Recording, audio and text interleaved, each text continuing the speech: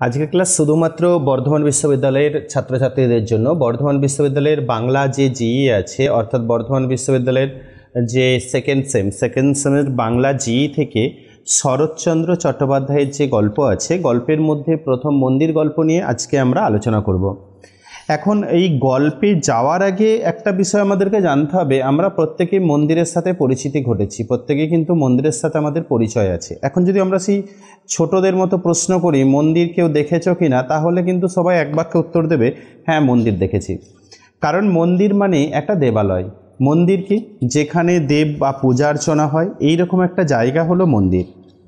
এবার এই শরৎচন্দ্র চট্টোপাধ্যায় রচিত প্রথম গল্প কিন্তু মন্দির। এটি বসুমতী পত্রিকায় প্রথম প্রকাশিত হয়েছিল।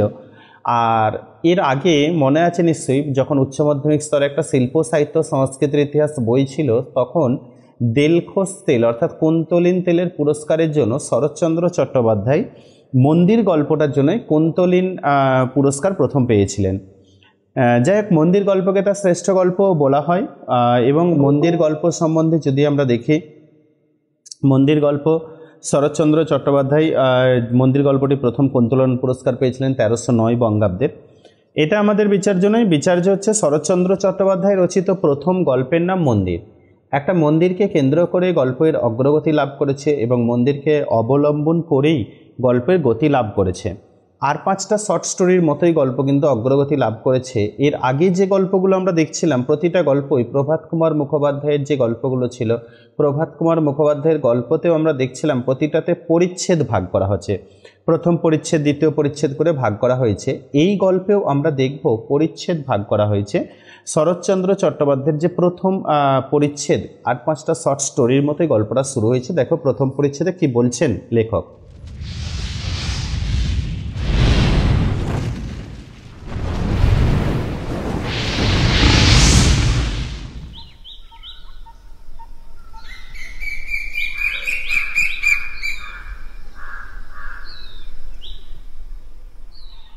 এক গ্রামে নদীর তীরে দুঘর কুমোর বাস করত। আমাদেরকে নতুন করে বলার কিছু নেই, কুমোর কাদের বলা হয়। কুমোর মূলত যারা মাটির জিনিসপত্র তৈরি করেন তাদেরকে কুমোর বলা হয়। কুমোর বাস করিত। তাহারা নদীর মাটি তুলিয়া ছাঁচে ফেলিয়া পুতুল তৈরি করিত আর হাটে বিক্রয় করিয়া আসিত। চিরকাল তাহারা এই কাজ করে। চিরকাল এই মাটির পুতুল তাহাদিগের পরনের বস্ত্র ও উদরের অন্ন যোগাইয়া থাকে। মেয়েরা কাজ করে, জল তুলে রাঁধিয়া স্বামী পুত্রকে খাওয়ায় এবং নিভানো ভস্মস্তূপের ভিতর হইতে পোড়া পুতুল বাহির করিয়া আঁচল দিয়া ঝাড়িয়া চিত্রিত হইবার জন্য পুরুষদের হাতের কাছে আগাইয়া দেয়। যদি এর সাথে তোমাদের পরিচিতি থাকে তাহলে তোমরা বুঝতে পারবে যে নদী থেকে মাটি তোলা হয়, মাটি তুলে সেই কেন নদীর মাটি, কারণ পলি মাটি থাকে, মাটি সেজন্য ফেটে যাওয়ার সম্ভাবনা থাকে না, মাটির মধ্যে সরেস বা একটা সরসতার ভাব থাকে। সেই মাটি থেকে পুতুল তৈরি হয় এবং যখন মেয়েরা রান্না করে, রান্না উনানে সেই পুতুলগুলো পুরানো হয় এবং পোড়া মাটিটা পরে আবার পুরুষদের কাছে পাঠিয়ে দেওয়া হয় যাতে রং করা সম্ভব হয়। এইভাবে একটা কিন্তু পুতুল তৈরি করার প্রসেস থাকে। শক্তিনাথ গল্পের এই প্রথম চরিত্র শক্তিনাথ, দাগ দিয়ে রাখো। শক্তিনাথ এই কুম্ভকার পরিবার, এই কুমোর পরিবারের মধ্যে আসিয়া স্থান গ্রহণ করিয়াছিল। দাগ দিয়ে রাখো কেমন ছিল শক্তিনাথ। রোগক্লিষ্ট ক্ষীণ দেহ এই ব্রাহ্মণ কুমার তাহার বন্ধু বান্ধব, খেলাধুলা, লেখাপড়া সব ছাড়িয়া দিয়া এই মাটির পুতুলের পানে অকস্মাৎ একদিন ঝুঁকিয়া পড়িল। ব্রাহ্মণ আর কুমোর দুটো জাতের মধ্যে মিল হওয়ার কথা নয়, কিন্তু ব্রাহ্মণ শক্তিনাথ সে কিন্তু কুমোরের বাড়িতে গিয়ে কী করে বন্ধুত্ব করলো সেটাও কিন্তু ভাববার বিষয়। সে বাঁশের ছুরি ধুইয়া দিত, ছাঁচের ভিতর হইতে পরিষ্কার করিয়া মাটি চাঁচিয়া ফেলিত এবং উৎকণ্ঠিত ও অসন্তুষ্ট চিত্তে পুতুলের চিত্রাঙ্কন কার্য, পুতুলে যে রং করা হচ্ছে কেমন অসাবধানতার সহিত সমাধা হইতেছে তাহাই দেখিত। কালি দিয়া পুতুলের ভ্রু, চক্ষু, ওষ্ঠ প্রভৃতি লিখিতে হইত। কোনোটাতে ভ্রু মোটা, কোনোটাতে আধখানা, কাহারও বা ওষ্ঠের নিচে কালির আঁচল লাগিয়া থাকিত। শক্তিনাথ অধীর ঔৎসুক্যে আবেদন করিত, সরকার দাদা অমন তাচ্ছিল্য ভরে আঁকছ কেন? সরকার দাদা অর্থাৎ দাগ দিয়ে রাখো কারিগর সস্নেহে হাসিয়া জবাব দিত, বামুন ঠাকুর, ভালো করে আঁকতে গেলে বেশি দাম লাগে, অত কে দেবে বলো?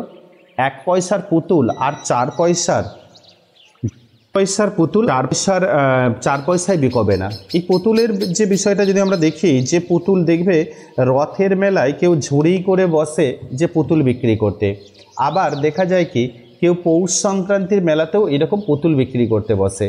এখন এই পুতুলের যে বিষয় বা এই যে পুতুল, এই পুতুল কিন্তু যত যদি ভালো করে সেটা চিত্রিত করা হয় তাহলে কিন্তু সেক্ষেত্রে দামটা বেশি দিতে হয়। সেই জন্য দেখা যায় এরা একটা মাটির ছাঁচ কোনোভাবে তৈরি করে সেটাকেই রং করে বা করে মোটামুটি বাজারে চলনসই একটা বিক্রির মতো তৈরি করে দেয়।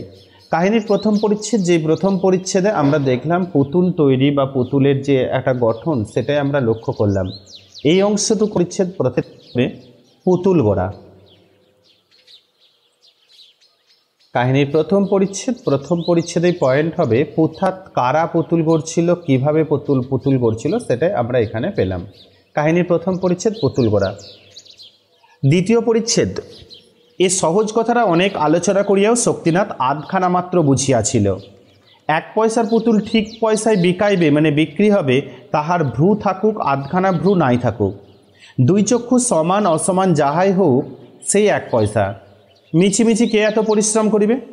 পুতুল কিনিবে বালিকা, 2 দণ্ড তাহাকে আদর করিবে, শোয়াইবে, বসাইবে, কোলে করিবে, তারপর তাহাকে ভাঙ্গিয়া ফেলিয়া দিবে। এই তো, এটা স্বাভাবিক ব্যাপার। নর্মালি পুতুল কারা কেনে? বাড়ির বাচ্চা কাচ্চারা পুতুল কেনে।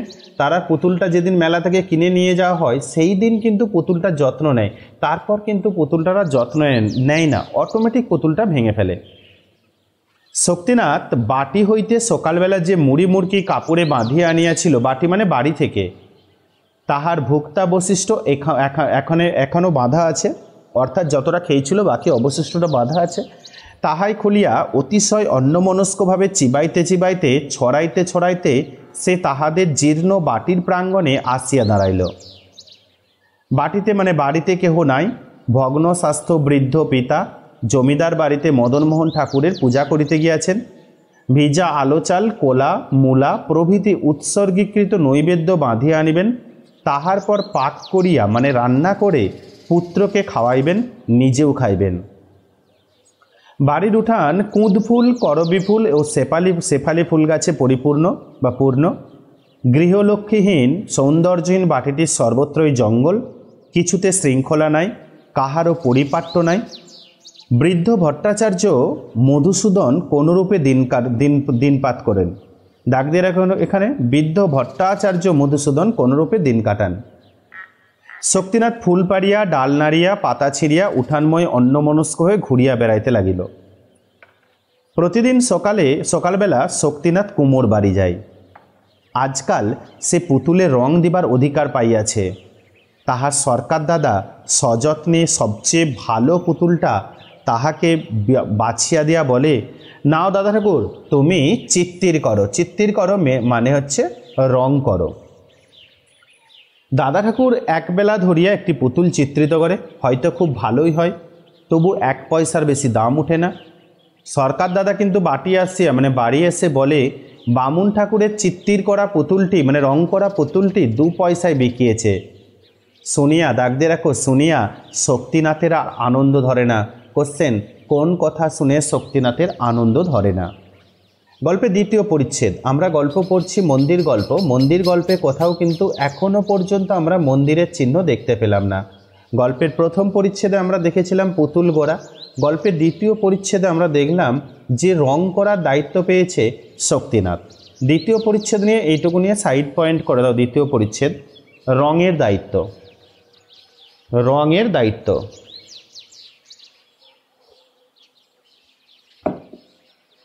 কাহিনীর দ্বিতীয় পরিচ্ছেদ, রং করার দায়িত্ব পেয়েছে মূলত শক্তিনাথ, এবং তার মধ্যে একটা আনন্দ বা তার যে একটা আনন্দ সেটাও কিন্তু আমরা লক্ষ্য করছি বা লক্ষ্য করলাম।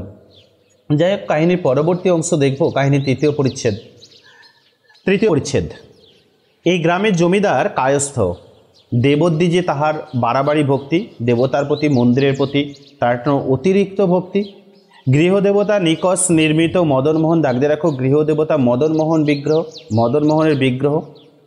পার্শ্বে সুবর্ণরঞ্জিত শ্রী রাধা, সোনা দিয়ে একদম বাঁধানো বা স্বর্ণালী বা গোল্ডেন কালারের শ্রী রাধা। অত্যুচ্চ মন্দিরে রৌপ্য সিংহাসন তাহারই প্রতিষ্ঠিত। বৃন্দাবন লীলার কত অপরূপ চিত্র মন্দির গাত্রে সংলগ্ন।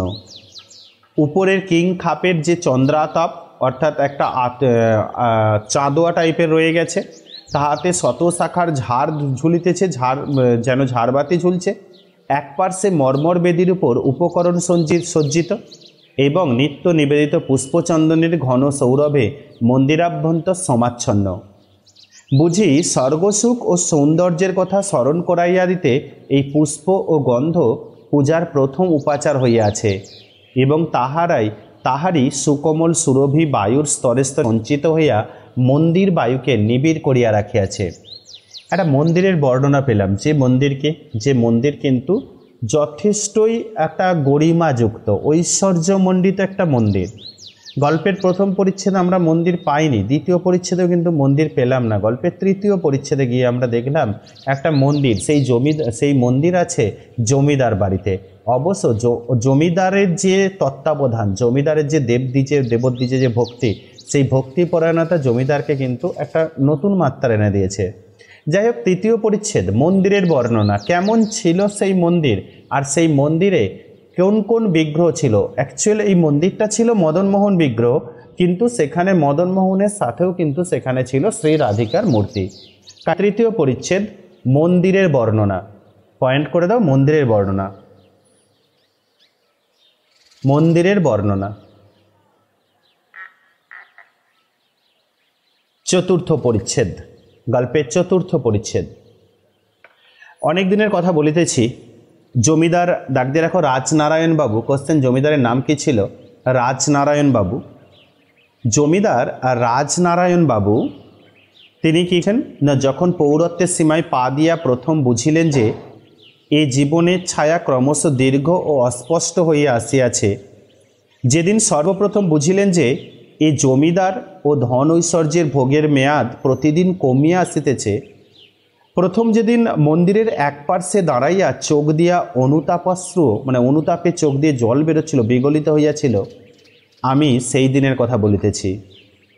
তখন তাহার একমাত্র না, ডাক দাও অপর্ণা, 5 বৎসরের বালিকা, পিতার পায়ের কাছে দাঁড়াইয়া এক মনে সে দেখিত মধুসূদন ভট্টাচার্য, ওই মন্দিরের পুরোহিত মধুসূদন ভট্টাচার্য চন্দন দিয়া কালো পুতুলটি চর্চিত করিতেছেন, ফুল দিয়া সিংহাসন বেষ্টন করিতেছেন এবং তাহারই স্নিগ্ধ গন্ধ আশীর্বাদের মতো যেন তাহাকে স্পর্শ করিয়া ফিরিতেছে। সেই দিন হইতে প্রতিদিনই এই বালিকা সন্ধ্যার পর পিতার সহিত ঠাকুরের আরতি দেখিতে আসিত এবং এই মঙ্গল উৎসবের মধ্যে অকারণে বিভোর হইয়া চাহিয়া থাকিত। ক্রমে অপর্ণা বড় হইতে লাগিল। হিন্দুর মেয়ে, স্বাভাবিকভাবে ঈশ্বরের ধারণা যেমন করিয়া হৃদয়ঙ্গম করে সেহ তাহাই করিতে লাগিল এবং পিতার নিতান্ত আদরের সামগ্রী এই মন্দিরটি যে তাহারও বক্ষ শনিতে বুকের রক্তের মতো, এ কথা সে তাহার সমস্ত কর্ম ও খেলাধুলার মধ্যেও প্রমাণ করিতে বসিল। সমস্ত দিন এই মন্দিরের কাছাকাছি থাকিত এবং একটি শুষ্ক তৃণ বা একটি শুষ্ক ফলও সে মন্দিরের ভিতর পড়িয়া থাকা সহ্য করিতে পারিত না। এক ফোঁটা জল পড়িলে সে সযত্নে আঁচল দিয়া তাহা মুছিয়া লইত। রাজনারায়ণবাবুর দেবনিষ্ঠা লোকে বাড়াবাড়ি মনে করিত, কিন্তু অপর্ণার দেব সেবাপরায়ণতা সে সীমাও অতিক্রম করিতে উদ্যত হইল। সাম্প্রতিককালে পুষ্পপাত্রে আর ফুল আটে না। একটা বড় আসিয়াছে, একটা বড় পুষ্পপাত্র এসেছে, চন্দনে পুরাতন বাটিটা বদলাইয়া দেওয়া হইয়াছে, ভোজ ও নৈবেদ্যের বরাদ্দ ঢের বাড়িয়া গিয়াছে। এমনকি নিত্য নতুন ও নানাবিধ পূজার আয়োজন ও তাহার নিখুঁত বন্দোবস্তের মাঝে পড়িয়া বৃদ্ধ পুরোহিত পর্যন্ত শশকের মতো ব্যস্ত, মানে অতি ব্যস্ত হইয়া উঠিলেন। জমিদার রাজনারায়ণবাবু এসব দেখিয়া শুনিয়া ভক্তি স্নেহে গাঢ় স্বরে কহিতেন, ঠাকুর আমার ঘরে তাহার নিজের সেবার জন্য লক্ষ্মীকে পাঠাইয়া দিয়াছেন, তোমরা কেহ কিছু বলিও না। গল্পের চতুর্থ পরিচ্ছেদ, এই চতুর্থ পরিচ্ছেদের পয়েন্ট করা হোক বা পয়েন্ট করো চতুর্থ পরিচ্ছেদে ভক্তিপরায়ণতা বা অপর্ণার ভক্তিপরায়ণতা, ভক্তিপরায়ণতা বা অপর্ণার ভক্তিপরায়ণতা। যাই হোক, দেখো গল্পের চতুর্থ পরিচ্ছেদ সম্পন্ন হয়েছে। গল্পের পঞ্চম পরিচ্ছেদ যথাসময়ে বিবাহ হইয়া গেল। মন্দির ছাড়িয়া এইবার যে তাকে অন্যত্র যাইতে হইবে এই আশঙ্কায় তার মুখের হাসি অসময়ে শুকাইয়া গেল। দিন দেখানো হইতেছে তাহাকে শ্বশুরবাড়ি যাইতে হইবে। পরিপূর্ণ বিদ্যুৎ বুকে চাপিয়া বড় ঘনকৃষ্ণ মেঘখণ্ড যেমন অবরুদ্ধ গৌরবের গুরুভারে স্থির হইয়া কিছুক্ষণ আকাশের গায়ে বর্ষণোন্মুখভাবে দাঁড়াইয়া থাকে, তেমনি স্থির হয়ে একদিন অপর্ণা শুনিল যে সেই দেখানো দিন আজ আসিয়াছে। সে পিতার নিকট গিয়া কহিল, বাবা, আমি ঠাকুর সেবার যে বন্দোবস্ত করিয়াম তাহার যেন অন্যথা না হয়। বৃদ্ধ পিতা কাঁদিয়া ফেলিলেন। তাই তো মা, অন্যথা কিছুতেই হবে না। অপর্ণা নিচে চলিয়া আসিল। তাহার মা নাই, সে কাঁদিতে পারিল না। বৃদ্ধ পিতার দুচোখ ভরা জল সে রোধ করিবে কি করিয়া? তাহার পর যোদ্ধা যেমন করিয়া তাহার ব্যথিত ক্রন্দনোন্মুখ বীর হৃদয়ে পৌরুষ শুষ্ক হাসিতে চাপা দিয়া তাড়াতাড়ি অশ্বে আহ্বানপূর্বক চলিয়া যায়, তেমনি করিয়া অপর্ণা সেবিকা রাহনে অর্থাৎ পালকিতে চড়ে গ্রাম ত্যাগ করিয়া অজানা কর্তব্যের শাসন মাথা পাতিয়া লইয়া গেল। নিজের উচ্ছ্বসিত অশ্রু মুছিতে গিয়া তাহার মনে পড়িল পিতার অশ্রু মুছাইয়া আসা হয় নাই। তাহার নিজের হৃদয় কাঁদিয়া কাঁদিয়া ক্রমাগত তাহার কাছে যেন কত নালিশ করিতে লাগিল। একে তাহার হৃদয় শতব্যথায় বিদ্ধ, তাহার পর কোথায় কোন গ্রামান্তরে মন্দির হইতে যখন শঙ্খ ঘণ্টাধ্বনি বাজিয়া উঠিল, তখন সে আজন্ম পরিচিত আরতির আহান শব্দ তাহার কানের ভিতর দিয়া মর্মে এবং সন্ধ্যার অন্ধকারের ভিতর দিয়া দেখিতে লাগিল। এবং ছায়ানিবিড় একটা উচ্চ দেবদারু শাখায় একটা পরিচিত মন্দিরের সন্নত চূড়া কল্পনা করিয়া সে উচ্ছ্বসিত আবেগে কাঁদিয়া উঠিল। তাহার শ্বশুরবাড়ির একজন দাসী পিছনেই চলিয়া আসিতেছিল। সে তাড়াতাড়ি আসিয়া কহিল, ছি বৌমা, অমন করে কি কাঁদতে আছে মা? শ্বশুর ঘর কে না করে? অপর্ণা দুই হাতে মুখ চাপিয়া রোদন নিবারণিয়া পালকির কবাট বন্ধ করিয়া দিল। ঠিক সেই সময়টিতেই মন্দিরের ভিতর দাঁড়াইয়া পিতা রাজনারায়ণ মদনমোহন ঠাকুরের পার্শ্বে ধুধুনার ধূপে ও চক্ষু জলে অস্পষ্ট একখানি দেবী মূর্তির অনিন্দ সুন্দর মুখে প্রিয়তম দুহিতার প্রিয়তম কন্যার মুখচ্ছবি নিরীক্ষণ করিতেছিল। দুই বিচ্ছেদ, একদিকে কন্যার সাথে পিতার বিচ্ছেদ, কিন্তু সেই কন্যা অপর্ণার পিতৃবিচ্ছেদের থেকে তার কাছে যেটা বড় হয়েছে সেটা কিন্তু তার পিতৃবিচ্ছেদ ছিলই, কিন্তু তার এই মন্দির থেকে বিচ্ছেদ এটা অপর্ণা কোনোভাবে মেনে নিতে পারেনি। অন্যদিকে অপর্ণাকে বিদায় দেওয়ার পিতাও কিন্তু তার কন্যাকে কোনোভাবেই কন্যার প্রতি যে স্নেহ সেটা ভুলতে পারেননি। এই দুই বিচ্ছেদের চিত্রই আমরা কাহিনীর পঞ্চম পরিচ্ছেদে, গল্পের পঞ্চম পরিচ্ছেদে দেখলাম। এটুকু নিয়ে সাইড পয়েন্ট করে দাও বিচ্ছেদ বা বিবাহ বিচ্ছেদ, শুধু পয়েন্ট করে দাও বিচ্ছেদ, তাহলে তোমাদের মনে থাকবে যে কোনটা কার প্রতি কে বিচ্ছেদ ঘটেছিল। গল্পের ষষ্ঠ পরিচ্ছেদ। অপর্ণা যথারীতি বিয়ে হয়ে শ্বশুরবাড়ি চলে গেছে অপর্ণা স্বামী গৃহে। সে তার ইচ্ছাহীন স্বামী সম্ভাষণের ভিতর একটুকু আবেগ, একটুকু চাঞ্চল্য প্রকাশ পাইল না। প্রথম প্রণয়ে স্নিগ্ধ সংকোচ, মিলনের সলজ্জ উত্তেজনা কিছুই তাহার ম্লান চক্ষু দুটির পূর্বদীপ্তি ফিরাইয়া আনিল না। প্রথম হইতে স্বামী ও স্ত্রী দুজনের যেন পরস্পরের কাছে কোনো দুর্বোধ্য অপরাধে অপরাধ হইয়া রহিল, এবং তাহারই ক্ষুব্ধ বেদনা কুলপ্লাবিনী উচ্ছ্বসিতা তটিনীর ন্যায় একটা দুর্লঙ্ঘ ব্যবধান নির্মম করিয়া বহিয়া যাইতে লাগিল। একদিন অনেক রাত্রে অমরনাথ, ডাক দিয়ে রাখো অমরনাথ, ধীরে ধীরে ডাকিয়া কহিল, অপর্ণা, তোমার এখানে থাকতে কি ভালো না? অপর্ণা জাগিয়াছিল, বলিল, না। বাপের বাড়ি যাবে? যাব। কাল যেতে চাও? চাই। ক্ষুব্ধ অমরনাথ জবাব শুনিয়া অবাক হইয়া গেল। কিছুক্ষণ চুপ করিয়া থাকিয়া বলিল, আর যদি যাওয়া না হয়? অপর্ণা কহিল, তাহলে যেমন আছি থাকিব। আবার কিছুক্ষণ দুজনেই চুপ করিয়া থাকিল। অমরনাথ ডাকিল, অপর্ণা। অপর্ণা অন্যমনস্কভাবে বলিল, আমাকে কি তোমার কোনো প্রয়োজন নাই? অপর্ণা গায়ের কাপড় চোপড় সর্বাঙ্গে বেশ করিয়া টানিয়া স্বাচ্ছন্দ্যে শুইয়া বলিল, ওসব কথায় বড় ঝগড়া হয়, ওসব বলো না। ঝগড়া হয় কি করে জানলে? জানি, আমাদের বাপের বাড়িতে মেজদা ও মেজবউ নিত্য কলহ করে, আমার ঝগড়া খুব ভালো লাগে না। শুনিয়া অমরনাথ উত্তেজিত হইয়া উঠিল। অন্ধকারে হাতড়াইয়া সে যেন এই কথাটাই এতদিন খুঁজিতেছিল। হঠাৎ আজ যেন তাহা হাতে ঠেকিল। বলিয়া উঠিল, এসো অপর্ণা, আমরাও ঝগড়া করি। এমন করে থাকার চেয়ে ঝগড়া কলহ ঢের ভালো। আসলে অপর্ণার বিয়ে হয়েছে, বিয়ে হওয়ার পর সে পতির স্বামীর বাড়ি গেছে, স্বাভাবিকভাবেই স্বামীর বাড়িতে তার যে আর 5টা পতিব্রতা নারীর মতোই আচরা দরকার, এটা কিন্তু অপর্ণা ভুলে গেছে। অপর্ণা কিন্তু স্বামীর প্রতি কোনো টান নেই, অপর্ণার টান, অপর্ণার অনুরাগ সব কিন্তু সেই মন্দিরটার প্রতি, বাপের ফেলে আসা মন্দিরটার প্রতি। তাই স্বাভাবিকভাবেই এই যেন দ্বিতীয় দোসর হয়ে পড়েছে মন্দিরটা, অপর্ণা স্বামীরই যেন দোসর এই মন্দিরটা। যাই হোক, কী হয়েছে একবার দেখে নিয়ে যাক। অপর্ণা স্থিরভাবে কইল, ছি, ঝগড়া কেন করতে যাবে, তুমি ঘুমাও। তাহার পর অপর্ণা ঘুমাইল কি যার হইল, সমস্ত রাত্রি জাগিয়া থাকিয়াও অমরনাথ বুঝিতে পারিল না। প্রত্যুষে উঠিয়া সন্ধ্যা পর্যন্ত সমস্ত দিন অপর্ণা কাজকর্ম ও জপে তপে কাটিয়া যায়। এতটুকু রঙ্গরস বা কৌতুকের মধ্যে সে প্রকাশ করে না। দেখিয়া তাহার সমবয়সীরা বিদ্রোহ হইয়া কত কি বলে, আর ননদেরা গোসাই ঠাকুর বলিয়া পরিহাস করে। তথাপি সে দলে মিশিতে পারিল না।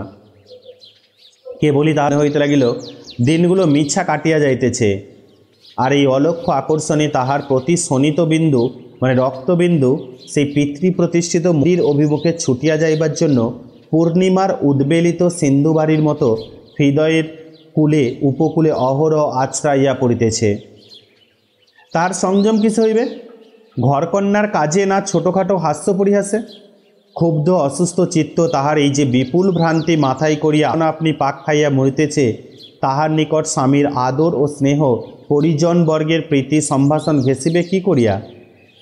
কি করিয়া সে বুঝি কুমারী দেব সেবা দ্বারা নারীত্বের কর্তব্যের সবটুকু পরিসর পূর্ণ করা যায় না, পরিপূর্ণ করা যায় না?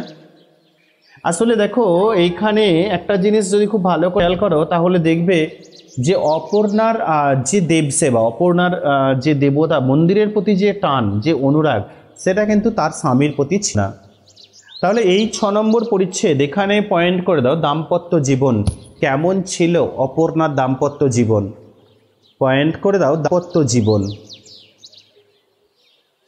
কেমন ছিল অপর্ণার দাম্পত্য জীবন, সেটাই কিন্তু এখানে আমাদের দেখার বিষয়। গল্পের 7ম পরিচ্ছেদ বা 7 নম্বর পরিচ্ছেদ একবার দেখে নাও। গল্পের 7ম পরিচ্ছেদ থেকে কী বলা হলো। গল্পের 7ম পরিচ্ছেদ, অমরনাথের বোঝার ভুল। অমরনাথও যেন বুঝতে ভুল করলো, এইরকম একটা ব্যাপার। অমরনাথ বোঝার ভুল। কি বোঝার ভুল হয়েছে? সে উপহার লইয়া স্ত্রীর কাছে আসিয়াছে, বেলা তখন 9টা-10টা। স্নানান্তে অপর্ণা পূজা করিতে যাইতেছিল। গোলার স্বর যতটা সম্ভব মধুর করিয়া অমর কহিল, অপর্ণা, তোমার জন্য কি কিছু উপহার এনেছি, দয়া করে নেবে কি? অপর্ণা হাসিয়া বলিল, নেব বই কি। অমরনাথ আকাশে চাঁদ হাতে পাইল। আনন্দের শৌখিন রুমালে বাঁধা একটা বাক্স ডাল খুলিতে বসিল। ডালার উপরে অপর্ণার নাম সোনার জলে লেখা। এখন একবার সে অপর্ণার মুখখানি দেখিবার জন্য তার মুখের দিকে চাহিল, কিন্তু দেখিল মানুষ কাঁচের নকল চোখ পড়িয়া যেমন করিয়া চাহে, তেমনি করিয়া অপর্ণা তাহার পানে চাহিয়া আছে। দেখিয়া তাহার সমস্ত উৎসাহ এক নিমেষে নিবিয়া গিয়া যেন অর্থহীন এক ফোঁটা শুষ্ক হাসির মাঝে আপনাকে লুকাইয়া ফেলিতে চাই। লজ্জায় মরিয়া গিয়াও সে বাক্সের ডালা খুলিয়া গোটাকতে কুন্তলিনের শিশি, সেন্ট আর কি যেটাকে বলো, আরও কী কী বাহির করিতে উদ্যত হইল। অপর্ণা বাধা দিয়া কহিল, এনেছো কি আমার জন্য? অমরনাথের হইয়া আর কে যেন জবাব দিল, হ্যাঁ, তোমার এনেছি, ডেলখোসগুলো। অপর্ণা জিজ্ঞাসা করিল, বাক্সটাও কি আমাকে দিলে? নিশ্চয়ই, তবে আর কেন মিছে ওসব বের করবে? বাক্স দিয়ে থাক, তা তুমি ব্যবহার করবে তো? অকস্মাৎ অপর্ণা ভ্রু কুঞ্চিত করিল। সমস্ত দুনিয়ার সহিত লড়াই করিয়া তাহারই ক্ষতবিক্ষত হৃদয় ত্রাস্ত হইয়া বৈরাগ্য গ্রহণপূর্বক নিভৃতে চুপ করিয়া বসিয়াছিল। সহসা তাহার গায়ে এই স্নেহের অনুরোধ কুৎসিত বিদ্যুৎ আঘাত করিল। চঞ্চল হইয়া সে তৎক্ষণাৎ প্রতিঘাত করিল, বলিল, নষ্ট হবে না, রেখে দাও, আমি ছাড়াও আরও অনেকে বউ করিতে জানে। এবং উত্তরের জন্য অপেক্ষা মাত্র না করিয়া অপর্ণা পূজার ঘরে গিয়া প্রবেশ করিল। আর অমরনাথ বিহলের মতো সেই প্রাখ্যাত উপহারের উপর হস্ত রাখিয়া সেইভাবেই বসিয়া রহিল। প্রথমে সে সহস্রবার মনে মনে আপনাকে নির্বোধ বলিয়া তিরস্কার করিল, বহুক্ষণ পরে সে দীর্ঘ নিঃশ্বাস ফেলিয়া বলিল, ডাক দিয়ে রাখো অপর্ণা পাশানি। তাহার চোখ জলে ভাসিয়া আসিল। সেইখানে বসিয়া একভাবে ক্রমাগত চক্ষু মুছিতে লাগিল। অপর্ণা তাহাকে যদি সুস্পষ্ট ভাষায় প্রত্যাখ্যান করিত, তাহা হইলে অন্য রূপ দাঁড়াইতে পারিত। সে যে প্রত্যাখ্যান না করিয়াও প্রত্যাখ্যানের সবটুকু জ্বালা তাহার গায়ে মাখাইয়া দিয়া গিয়াছে, ইহার প্রতিকার সে কি করিয়া করিবে? অপর্ণাকে তাহার পূজার আসন হইতে টানিয়া আনিয়া তাহারই সম্মুখে উপেক্ষিত উপহারটা নিজেই লাথি মারিয়া ভাঙিয়া ফেলিবে এবং সর্বসমক্ষে ভীষণ প্রতিজ্ঞা করিবে যে তাহার মুখ আর কোনোদিনও দেখিবে না। সে কি করিবে, কত কি বলিবে, কোথায় নিরুদ্দেশ হইয়া চলিয়া যাইবে, হয়তো ছাই মাখিয়া সন্ন্যাসী হইবে, হয়তো অপর্ণার কোনো দারুণ দুর্দিনের দিনে অকস্মাৎ কোথাও হইতে আসিয়া তাহাকে রক্ষা করিবে। এমনি সম্ভব ও অসম্ভব কত রকম উত্তর প্রত্যুত্তর বাদ প্রতিবাদ তাহার অপমান পীড়িত মস্তিষ্কের ভিতর অধীরতার আলোড়ন সৃষ্টি করিতে লাগিল। ফলে কি সে তেমনি বসিয়া রহিল এবং তেমনি কাঁদিতে লাগিল, কিন্তু কিছুতেই তাহার এই আগাগোড়া বিশৃঙ্খল সংকল্পের সুদীর্ঘ তালিকা সম্পূর্ণ হইল না। গল্পের 7ম পরিচ্ছেদ, যেখানে তোমরা দেখতে পেলে যে পতি মানে স্বামী হিসাবে অমরনাথ যে ক্ষুব্ধ, আর স্বামীর সাধারণ যে দাবি পত্নীর কাছে, সেই দাবি নিয়ে কিন্তু গিয়েছিল বা তাকে একটা উপহার দিয়েছিল, কিন্তু সেই উপহার প্রত্যাখ্যান করায় যে অমরনাথের মানসিক ক্ষোভ, সেটাই কিন্তু তোমরা এখানে দেখতে পেলে। 7ম পরিচ্ছেদ নিয়ে পয়েন্ট করে দাও, উপহার প্রত্যাখ্যান। উপহার প্রত্যাখ্যান।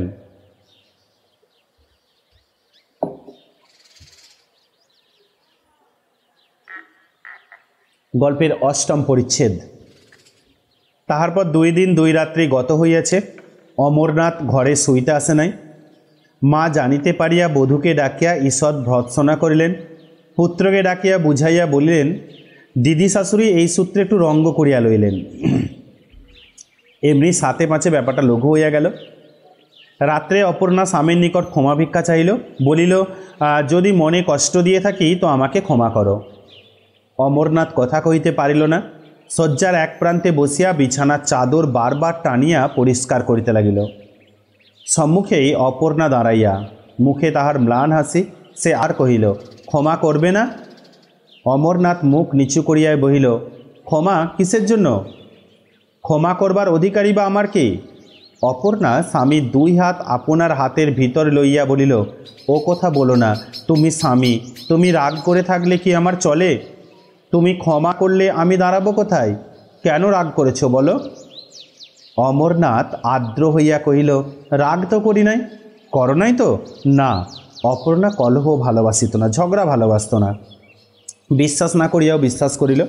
ডাক দিয়ে রাখো, কোশ্চেন, কে বিশ্বাস না করে কি বিশ্বাস করিল? কইল, তাই ভালো। তাহার পর নিতান্ত নির্ভাবনায় বিছানার এক প্রান্তে শুইয়া পড়িল। অমরনাথ কিন্তু ভারী আশ্চর্য হইয়া গেল। অন্যদিকে মুখ দিয়া কেবলই সে মনে মনে তর্ক বিতর্ক করিতে লাগিল যে এ কথা তাহার স্ত্রী বিশ্বাস করিল কি করিয়া। সে যে 2 দিন আসে নাই, দেখা করে নাই, তথাপি সে রাগে নাই, এটা কি বিশ্বাস করিবার কথা? এত কাণ্ড এত শীঘ্র সব মিটিয়া সব বৃথা হইয়া গেল।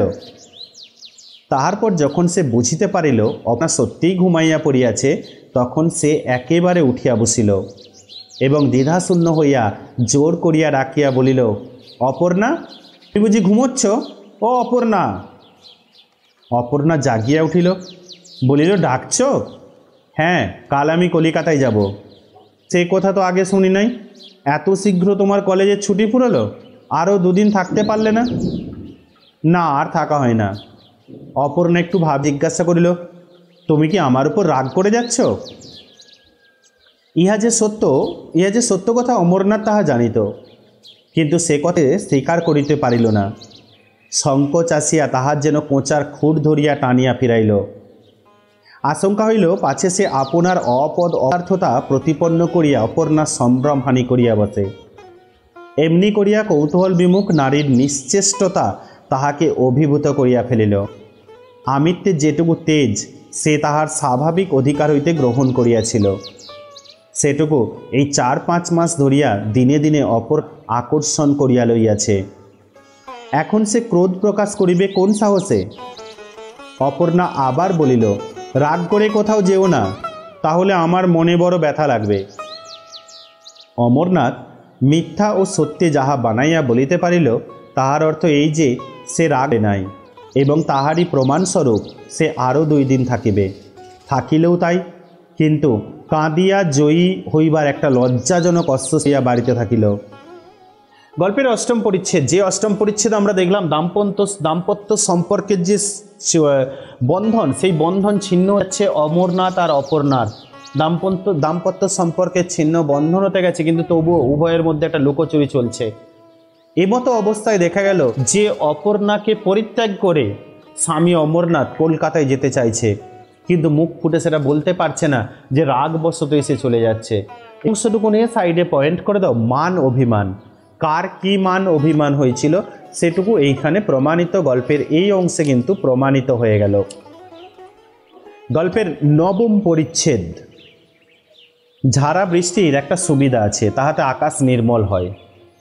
অর্থাৎ একটা বৃষ্টি হলে আকাশ পরিষ্কার হয়, কিন্তু টিপি টিপি বৃষ্টিতে মেঘ কাটে না, শুধু পায়ের নিচে কাদা ও চতুর্দিকে নিরানন্দময় ভাব বাড়িয়া ওঠে। বাড়ি হইতে যে কামাখিয়া অমরনাথ কলিকাতায় আসিল, দাম্পত্যের কাদা আর কি, তাহা ধুইয়া ফেলিবার একটুখানি জলও সে বৃহৎ নগরের ভিতর খুঁজিয়া পাইল না। এখার পূর্ব পরিচিত যেসব সুখ ছিল, তাহাদের কাছে পঙ্কিল পা দুখানি বাহির করিতেও তাহার লজ্জা করিতে লাগিল। না লাগে লেখাপড়ায় মন, না পায় আহ্লাদের তৃপ্তি, এখানেও থাকিতে ইচ্ছা করে না, বাড়ি যাইতেও প্রবৃত্তি নাই। সমস্ত বুকের উপর তাহার যেন দুর্বহ যন্ত্রণা চাপানো রহিয়াছে, এবং তাহা ঠেলিয়া ফেলিবার জন্য ব্যাকুল বক্ষপঞ্জর পরস্পর ঠোকাঠুকি করিতেছে, কিন্তু বিফল চেষ্টা। এমনি অন্তর্বেদনা লইয়া সে একদিন অসুখে পড়িল। সংবাদ পাইয়া পিতামাতা ছুটিয়া আসিলেন, কিন্তু অপর্ণাকে সঙ্গে আনিলেন না। অমরনাথও যে ঠিক এমনটি আশা করিয়াছিল তাহা নয়, তবু দমিয়া গেল। অসুখ উত্তরোত্তর বাড়িতে লাগিল। এ সময়ে স্বভাবতই তাহার অপর্ণাকে দেখিতে ইচ্ছা করিত, কিন্তু মুখ ফুটিয়া সে কথা বলিতে পারিল না। পিতামাতাও তাহা বুঝিলেন না, কেবল ঔষধ পথ্য ডাক্তার বৈদ্য। অবশেষে সে তাহাদের হাত হইতে পরিত্রাণ লাভ করিল। অমরনাথ একদিন প্রাণ ত্যাগ করিল। বিধবা লইয়া অপর্ণা স্তম্ভিত হইয়া গেল। সমস্ত শরীর কাঁটা দিয়ে একটা ভয়ঙ্কর সম্ভাবনা তাহার মনে হইল।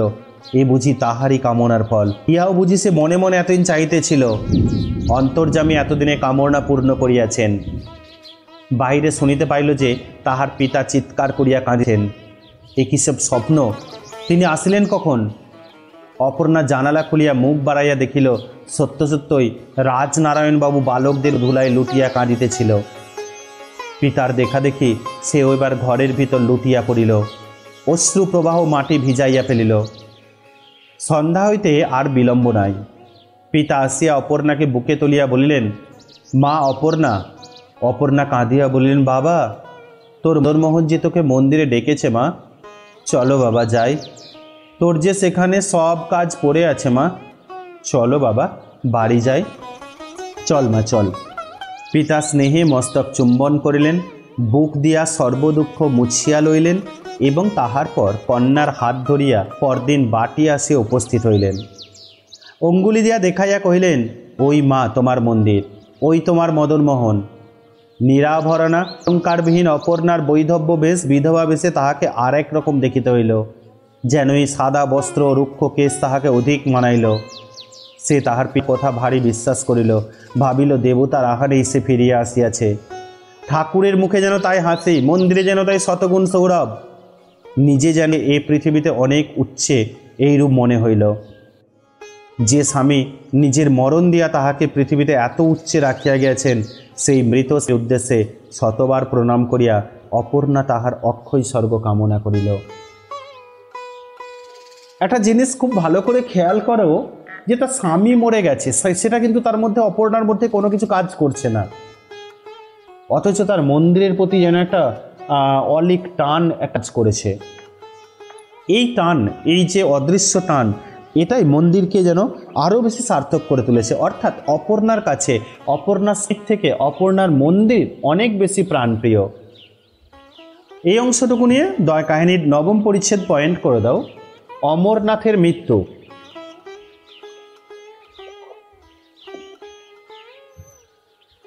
অমরনাথের মৃত্যু গল্পে আমরা দেখলাম অমরনাথ মারা গেছেন, অমরনাথের মৃত্যু আমরা দেখতে পেলাম এই পরিচ্ছেদে। এর পরবর্তী অংশ যদি আমরা দেখি, পরের অংশ দশম পরিচ্ছেদ কাহিনীর বা গল্পের দশম পরিচ্ছেদ। শক্তিনাথ এক মনে ঠাকুর গড়িতেছিল, পূজা করার চেয়ে ঠাকুর তৈরি করতে সে ঠিক ভালোবাসিত। কেমন রূপ, কেমন নাক, কান, চোখ হইবে, কোন রং বেশি মানাইবে, এই তাহার আলোচ্য বিষয়। কি দিয়া তাহার পূজা করিতে হয়, কিন্ত্রে জপ করিতে হয়, এসব ছোট বিষয়ে তাহার লক্ষ্য ছিল না। দেবতা সম্পর্কে সে আপনাকে আপনি প্রমোশন দিয়া সেবকের স্থান হইতে স্থানে উঠিয়া আসিয়াছিল। তবু তাহার পিতা তাহাকে আদেশ করিলেন, শক্তিনাথ, আজ আমার খুব জ্বর বেড়েছে, জমিদার বাটিতে গিয়া তুমি যা করে এসো। শক্তিনাথ বলিল, এখন ঠাকুর গড়ছি। বৃদ্ধ অসমর্থ পিতা রাগ করিয়া বলিলেন, ছেলে খেলা এখন থাক, কাজ সেরে এসো। পূজার মন্ত্র আবৃত্তি করিতে তাহার মোটে ইচ্ছা হইল না, তবু উঠিতে হইল। পিতার আদেশে স্নান করিয়া চাদর গামছা কাঁধে ফেলিয়া দেব মন্দিরে আসিয়া দাঁড়াইল। ইহার পূর্বেও সে কয়েকবার এই মন্দিরে পূজা করিতে আসিয়াছে, কিন্তু এমন কাজ কখনো দেখে নাই। এত পুষ্প গন্ধ, এত ধূপ ধুনার আড়ম্বর, ভোজ্য ও নৈবেদ্যের এত বাহুল্য তার ভারী ভাবনা হইল। এত লইয়া সে কি করিবে, কি রূপে কাহার পূজা করিবে? সকলের চেয়ে সে অপর্ণাকে দেখিয়া আশ্চর্য হইয়া গেল। এ কে, কোথা হইতে আসিয়াছে, এতদিন কোথায় ছিল? অপর্ণা কহিল, তুমি কি ভট্টাচার্য মশাইয়ের ছেলে? শক্তিনাথ বলিল, হ্যাঁ, তবে পা ধুয়ে পূজা করতে বসো। পূজা করিতে বসিয়া শক্তিনাথ আগাগোড়া ভুলিয়া গেল। একটা মন্ত্রও তাহার মনে পড়ে না, সেদিকে তাহার মনও নাই, বিশ্বাসও নাই। শুধু ভাবিতে লাগিল, একে কেন এত রূপ, কি জন্য বসিয়া আছে ইত্যাদি। পূজার পদ্ধতি ওলট পালট হইতে লাগল। কখনো ঘণ্টা বাজাইয়া, কখনো ফুল ফেলিয়া, নৈবেদ্যের উপর জল ছিটাইয়া এই অজ্ঞ নতুন পুরোহিতটা যে পূজার কেবল ভান করিতে মাত্র, বিজ্ঞ পরীক্ষকের মতো পিছনে বসে অপর্ণা সব বুঝিল। চিরদিন দেখিয়া দেখিয়া এসব ভালো করিয়াই জানে, শক্তিনাথ তাহাকে ফাঁকি দেবে কিয়া। পূজা বসানে কঠিন স্বরে অপর্ণা কহিল, তুমি বামুনের ছেলে, অথচ পুজো করতে জানো না? শক্তিনাথ বলিল, জানি, ছাই জানো। শক্তিনাথ বিহলের মতো একবার তাহার মুখ পানে চাহিল, তাহার পর চলিয়া যাইতে উদ্যত হইল। অপর্ণা ডাকিয়া ফিরাইয়া বলিল, ঠাকুর, এসব বেঁধে নিয়ে যাও, কিন্তু কাল আর এসো না। তোমার বাবা আরোগ্য হলে তিনি আসবেন। অপর্ণা নিজেই তাহার চাদর ও গামছাইস্ত বাঁধিয়া তাহাকে বিদায় করিল। মন্দিরের বাহিরে আসিয়া শক্তিনাথ বারবার শিহরিয়া উঠিল। দশম পরিচ্ছেদ। শক্তিনাথের সাথে অপর্ণার প্রথম পরিচয় ঘটল, কিন্তু সেই প্রথম পরিচয়টাই খুব একটা অনুকূল ছিল না। শক্তিনাথের পুজো অপর্ণার ভালো লাগেনি, তাই অপর্ণা শক্তিনাথকে পূজার পদ থেকে বিদায় দিল।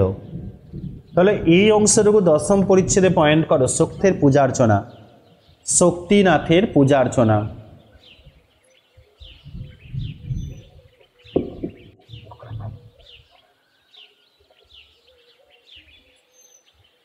অর্থাৎ শক্তিনাথ কীভাবে পূজা অর্চনা করছিল বা কি পূজা করছিল, শক্তিনাথের পূজা অর্চনা।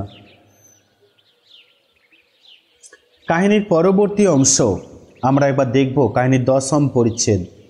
এই দশম পরিচ্ছেদ যদি আমরা দেখি, কাহিনীর দশম পরিচ্ছেদে গিয়ে দেখো কি বলছেন। একাদশ পরিচ্ছেদ। 1 মাস গত হইয়াছে। আচার্য যদু, ডাক দিয়ে রাখো আচার্য যদুনাথ, জমিদার রাজনারায়ণ বাবুকে বুঝাইয়া বলিতেছেন, আপনি তো সমস্তই জানেন, বড় মন্দিরে বৃহৎ পূজা ভট্টাচার্যের দ্বারা কিছুতেই সম্পন্ন হইতে পারে না। রাজনারায়ণবাবু সাইদিয়া বলিলেন, অনেক দিন হলো অপর্ণাও ঠিক এই কথাই বলেছিল।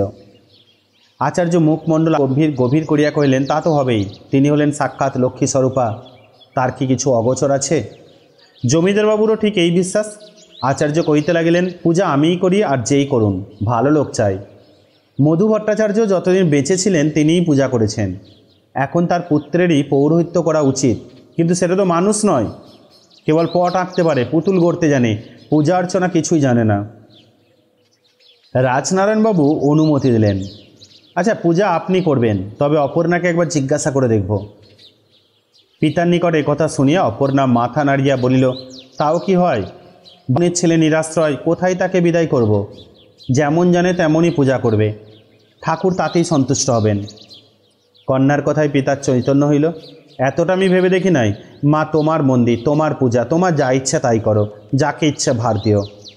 এই কথা বলিয়া পিতা প্রস্থান করিলেন। অপর্ণা শক্তিনাথকে ডাকিয়া আনিয়া পূজার ভার দিল। বকুনি খাইয়া অবধি সে আর এদিকে আসে নাই।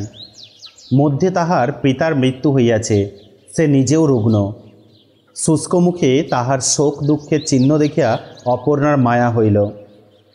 কহিল, তুমি পুজো করো, যা যেন করো, তাতেই ঠাকুর তৃপ্ত হবেন। এমন স্নেহের স্বর শুনিয়া তাহার সাহস হইল। সাবধান হইয়া মন দিয়া পূজা করিতে বসিল। পূজা শেষ হইলে অপর্ণা নিজের হাতে সে যাহা খাইতে পারে রাঁধিয়া দিয়া বলিল, বেশ পূজা করেছ বামন ঠাকুর, তুমি কি হাতে রেঁধে খাও? কোনোদিন রাঁধি, কোনোদিন যেদিন জ্বর হয় সেদিন আর রাঁধতে পারি না। তোমার কি কেউ নাই? না। শক্তিনাথ চলিয়া গেলে অপর্ণার উদ্দেশ্যে বলিল, আহা, দেবতার কাছে যুক্ত করে তাহার হইয়া প্রার্থনা করিল, ঠাকুর, ইহার পূজায় তুমি সন্তুষ্ট হইও, ছেলে মানুষের অপরাধ লইও না। সেই দিন হইতে প্রতিদিন অপর্ণা দাসী দ্বারা সংবাদ লইত। সে কি খায়, কি করে, কি তাহার আয়োজন। নিশ্চয় ব্রাহ্মণ কুমারটিকে সে তাহার অজ্ঞাতসারে আশ্রয় দিয়া তাহার সমস্ত ভার স্বেচ্ছায় মাথায় তুলিয়া লইল। এবং সেই দিন হইতে এই কিশোর ও কিশোরী তাহাদের ভক্তি, স্নেহ, ভুল ভ্রান্তি সব এক করিয়া এই মন্দিরটিকে আশ্রয়পূর্বক জীবনের বাকি কাজগুলিকে করিয়া দিল। শক্তিনাথ পূজা করে, অপর্ণা দেখাইয়া দেয়। শক্তিনাথ স্তব পাঠ করে, অপর্ণা মনে মনে তাহার সহজ অর্থ দেবতাকে বুঝাইয়া। শক্তিনাথ গন্ধ পুষ্প হাত দিয়া তুলিয়া লয়। অপর্ণা অঙ্গুলি দিয়া দেখাইয়া বলে, বামন ঠাকুর, আজ এমনি করে সিংহাসন সাজাও দেখি। বেশ দেখাবে। এমনি করিয়া এই বৃহৎ মন্দিরের বৃহৎ কাজ চলিতে লাগিল। দেখিয়া শুনিয়া আচার্য কহিলেন, ছেলে খেলা হচ্ছে। বৃদ্ধ রাজনারায়ণ বলিলেন, যা করে হোক, মেয়েটা নিজের অবস্থা ভুলে থাকলেই বাঁচি।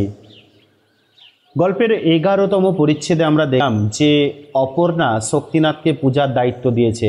শক্তিনাথ পূজার্চনা করছে, অর্থাৎ অপর্ণা আর শক্তিনাথের একটা মেলবন্ধন হওয়ার পরিকল্পনা তো চলছে, যেটা আমরা গল্পে দেখতে পাচ্ছি। এই অংশটুকু নিয়ে সাইডে পয়েন্ট করে দাও, অপর্ণা ও শক্তিনাথের মেলবন্ধন। অপর্ণা ও শক্তিনাথের মেলবন্ধন।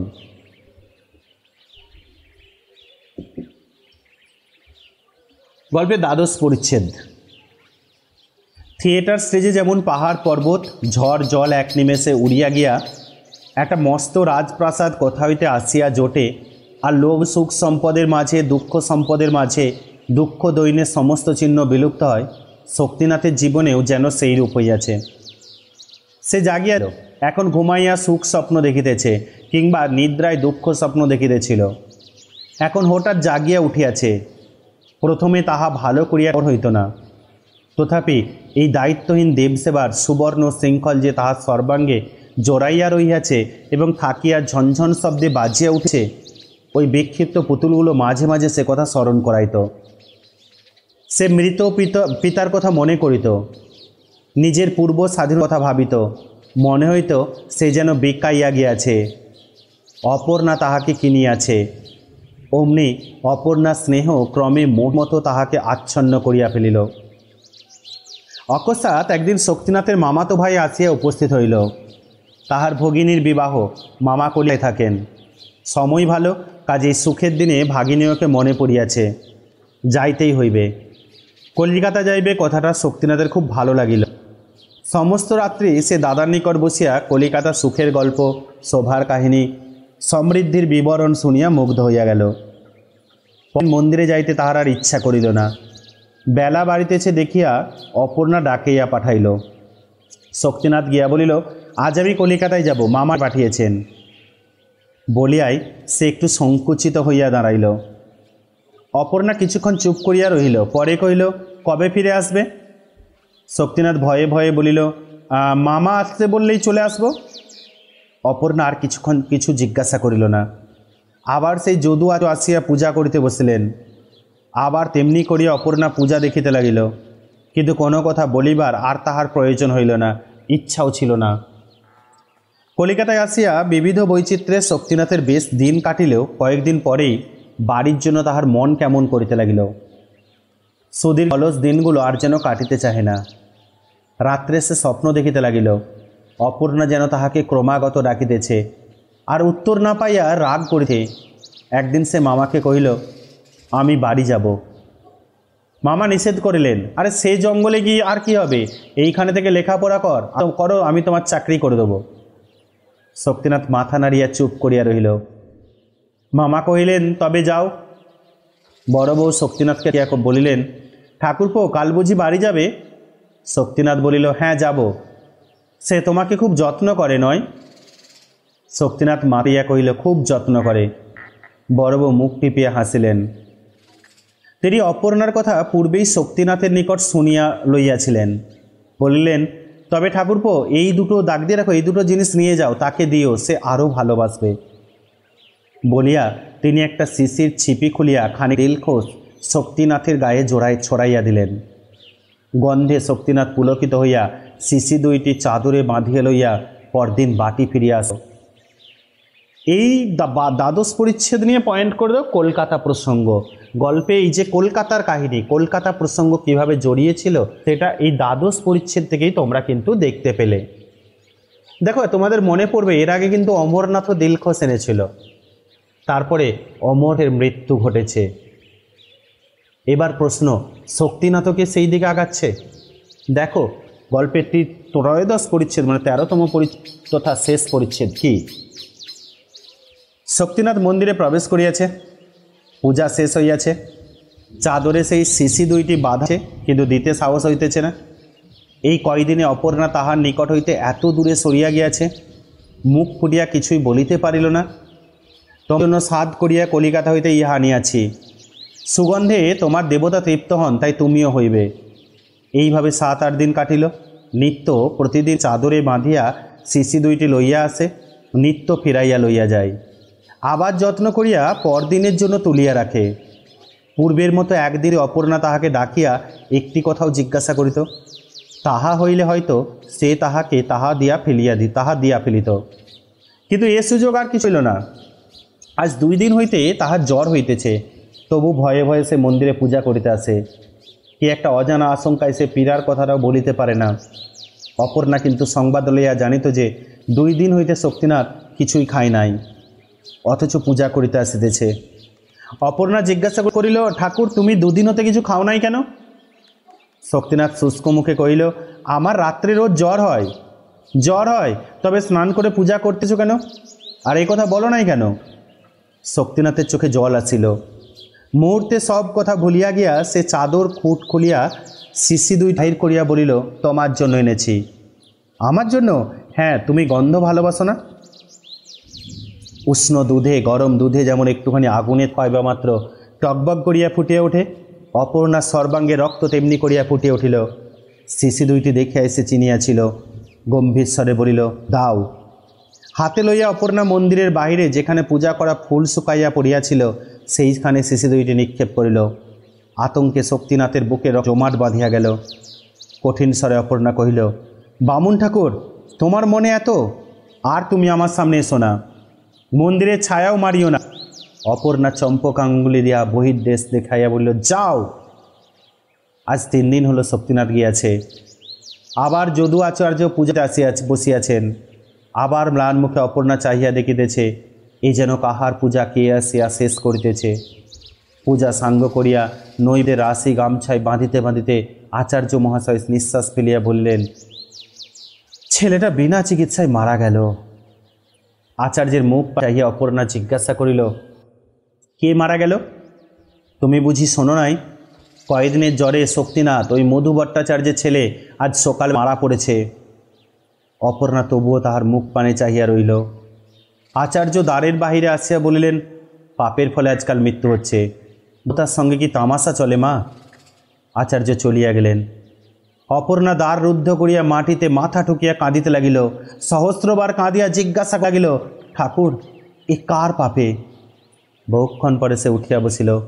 চোখ মুছিয়া সে সেই শুষ্ক ফুলের ভিতর হইতে স্নেহের দান মাথায় করিয়া লইল। মন্দিরের ভিতর আবার প্রবেশ করিয়া দেবতার পায়ের কাছে তাহা নামাইয়া দিয়া কাঁদিয়া কহিল, ঠাকুর, আমি যা নিতে পারি নাই তা নাও। নিজের হাতে আমি কখনো তোমার পূজা করি নাই, আজ করছি, ডাক দাও, তুমি গ্রহণ করো, তৃপ্ত হও, আমার অন্য কামনা নাই। গল্পের তৃতীয় পরিচ্ছেদ, যেখানে আমরা দেখলাম শক্তিনাথের মৃত্যু। পয়েন্ট করে দাও, শক্তিনাথের মৃত্যু। দেখো, যদি আমরা পুরো গল্পটা দেখি তাহলে একটা জিনিস তোমরা দেখবে খেয়াল করে, যে গল্পটা ভালো, মানে বেশ মন্দিরকে কেন্দ্র করেই গল্প।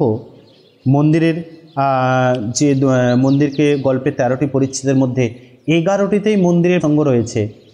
প্রধান ঘটনার বিষয় এই মন্দিরের আশ্রয়েই ঘটেছে। তাই মদনমোহনের মন্দিরই গল্পের মূল বিষয়।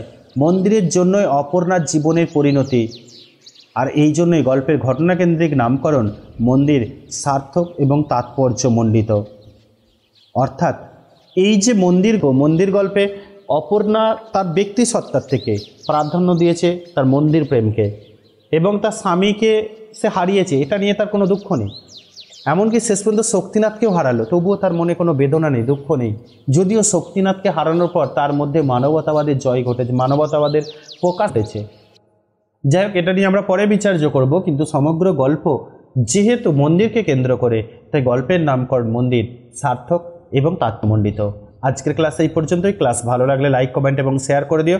চ্যানেলে প্রথম হয়ে থাকলে অবশ্যই চ্যানেলটি সাবস্ক্রাইব করে পাশের বেল আইকনটি ক্লিক করো, যাতে পরবর্তী সময়ে আরও গুরুত্বপূর্ণ তথ্য খুব তাড়াতাড়ি তোমার হাতের নাগালে চলে আসে। আর সকলে ভালো থেকো, আর অবশ্যই নিজেকে ভালো রেখো।